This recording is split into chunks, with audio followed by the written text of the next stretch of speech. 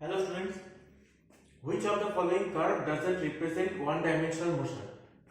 ये चार ऑप्शन दिए गए हैं, देखते हैं कौन सा डायमेंशनल वन डायमेंशनल मोशन नहीं है। तो वन डायमेंशनल मोशन के लिए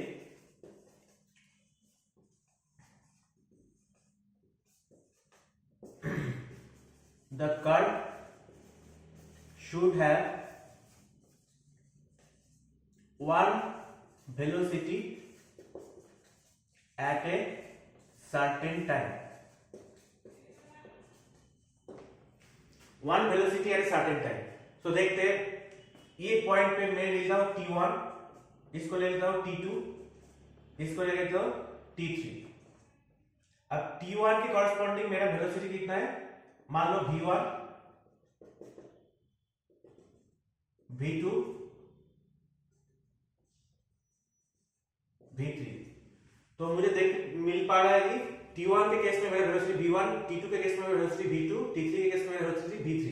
कोई दूसरा वेलोसिटी एक टाइम पे T2 मान लो T1 पे मेरा वेलोसिटी V1 के अलावा कोई और नहीं है।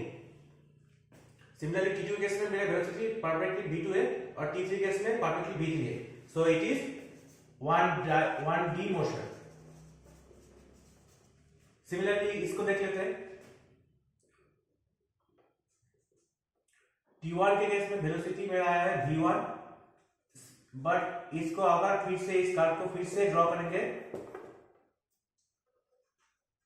तो मेरा वेलोसिटी का वैल्यू क्या आ जाएगा, V1 डैश। तो ये 2D मोशन है क्योंकि मेरे T1 के कॉरस्पॉन्डिंग मेरे पास दो वेलोसिटी आ गए ना, V1 एंड V1 डैश। इस कर्व को देखते हैं, T1, T2, T3।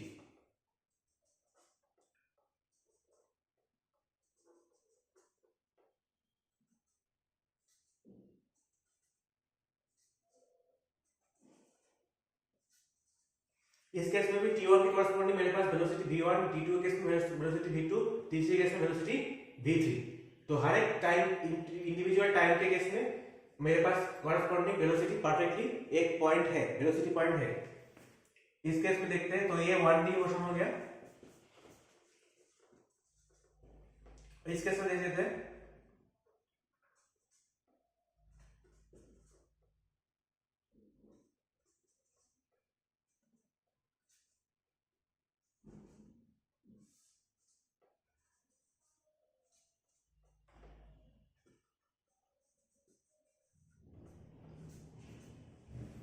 इस केस में T1 के केस में कॉरस्पॉन्डिंग वेलोसिटी V1, T2 के केस में corresponding velocity V2 and T3 के केस में कॉरस्पॉन्डिंग वेलोसिटी V3 मिलेगा।